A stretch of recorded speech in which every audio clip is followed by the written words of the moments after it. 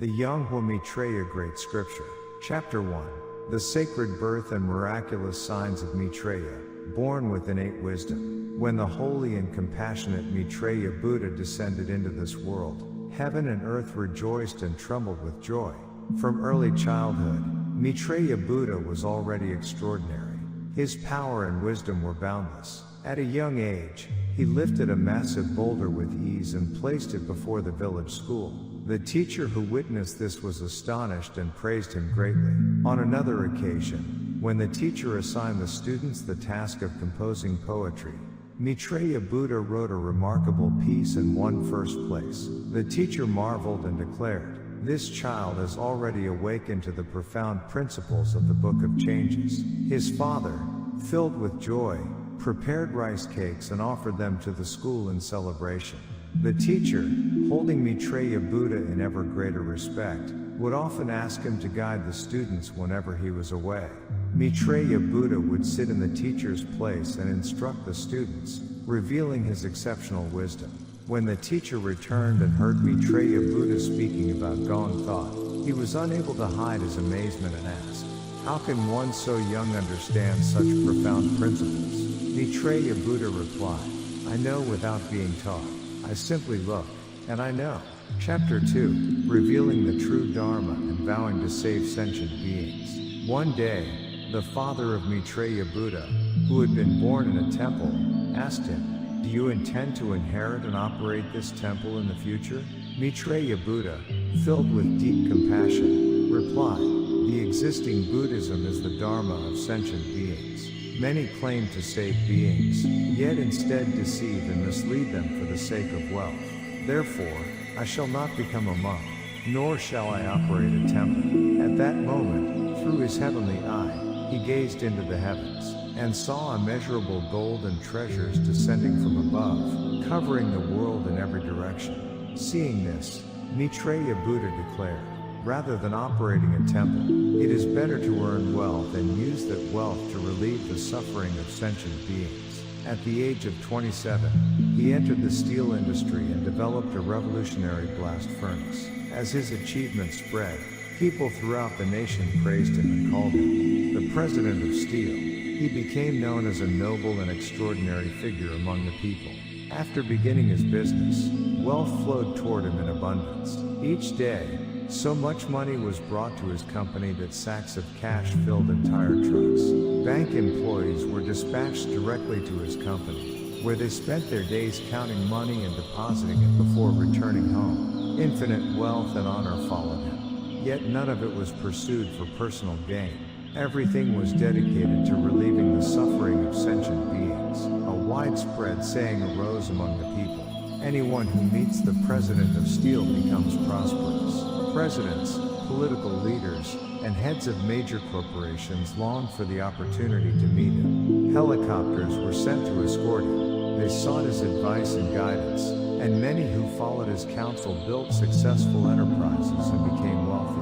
Yet Maitreya Buddha regarded all of these things merely as means through which he could help and benefit the world. Chapter 3. The Great Compassion Displayed at Yongsan Station. The Legend of the President of Steel. One day, Maitreya Buddha arrived at Yongsan Station. There he saw a young child dressed in torn and dirty clothes. The child's hands were darkened and cracked from hardship. Stretching out his hand, the child pleaded, "I am hungry. Please give me money so I may buy something to eat." At that time, nearly 50 years ago, poverty was severe throughout the nation.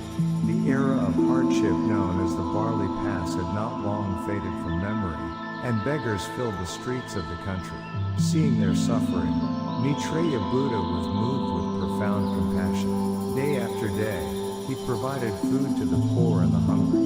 Whenever Maitreya Buddha stepped out of his black automobile, the beggars would rejoice and gather around him. They danced with happiness as they rushed toward the handsome young man.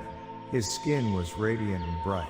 A light shone from his face, and his radiance was so magnificent that few could look directly upon him. At Yongsan Station, he distributed food and clothing to those in need. To the sick, he provided money for medicine and medical treatment. During the bitter winters, he worried that homeless people might lose their lives from gas poisoning or freezing conditions. Therefore, he would sleep beside them and protect them through the night. This sacred bodhisattva practice continued day after day. The merchants of Yongsan Station, witnessing his compassion, would exclaim, "The Buddha has come," and they bowed to him with reverence. His compassion was not for a single day, nor for a single season. It became a lifelong mission dedicated to relieving the suffering of sentient beings. Wherever he went, the poor found hope, the hungry found food, the sick found relief, and those abandoned by society discovered kindness and dignity once again. Thus the fame of his compassion spread quietly among the people, and many came to regard him not merely as a successful businessman, but as a living benefactor of humanity. Chapter 4, Seeing All Things Through the Heavenly Eye. While managing his steel enterprises, Maitreya Buddha never avoided labor. Rather, he worked harder than his employees and often performed tasks that seemed impossible to ordinary people. On many occasions, he lifted enormous steel bars weighing hundreds of kilograms with a single hand and threw them onto trucks. Those who witnessed this could only stand in astonishment. They marveled at his extraordinary strength and ability. One day, as an employee was leaving work, Maitreya Buddha observed him through the heavenly eye. Immediately, he perceived that the employee's lunch container was filled with stolen copper. Calling his staff, he instructed them, "Bring the man who is leaving into my office." The employee was brought before him. His face became pale with fear. When the lunch container was opened, it was discovered to be filled with copper exactly as Maitreya Buddha had seen. The employee was unable to deny what had happened. Maitreya Buddha dealt with the matter firmly and justly. From that day forward, none of the workers dared to deceive him, for they realized that nothing could be hidden from his sight. Whether near or far, visible or concealed, Maitreya Buddha perceived all things clearly through the heavenly eye. Many who worked under him came to understand that honesty and integrity were not merely moral teachings but necessary principles of life. Thus his enterprises were governed not only by skill and success, but also by discipline, justice, and truth. The people who witnessed these events came to regard him as a person possessing wisdom beyond ordinary human understanding, and his reputation spread even further throughout the nation. Chapter 5, The Great Bodhisattva Practice of Maitreya Buddha. As his steel enterprises expanded, Maitreya Buddha came to operate 3 factories. Presidents, political leaders, and the heads of major corporations earnestly desired to meet him even once. Helicopters were sent to escort him, and many sought his wisdom and guidance. Whenever he delivered business lectures, thousands gathered to listen. Often, more than 3,000 people would assemble in a single audience hall. Countless individuals who followed his teachings achieved success and prosperity. Yet despite his wealth, fame, and influence, Maitreya Buddha never abandoned his vow to save sentient beings. When his workday ended, he did not seek comfort or luxury. Instead, he traveled to Yongsan Station. There, for 33 years, he ate alongside beggars and the homeless, sharing their meals and their hardships. Day after day, year after year, he returned to the same place. As word of his compassion spread, increasing numbers of people gathered around him. The crowds became so large that stories of his activities reached journalists and broadcasting stations. Reporters arrived hoping to film him and broadcast his charitable work to the nation. However, Maitreya Buddha refused. Running toward them, he declared, "If you broadcast my image, I will never come here again. And if I do not come, these people will no longer receive the help they need."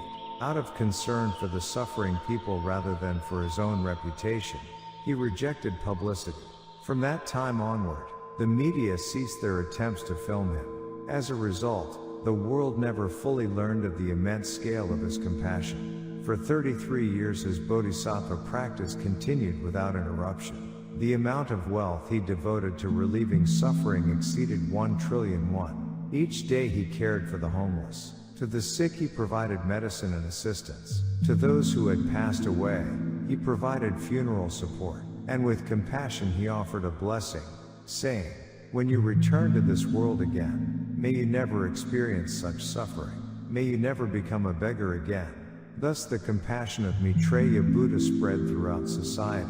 Many who encountered him proclaimed, "This is the true Messiah who has descended into the Saha world. This is the compassionate parent of all sentient beings." His life became a light shining in a dark age. His example inspired countless people, and those who received his kindness praised his virtue for generations to come.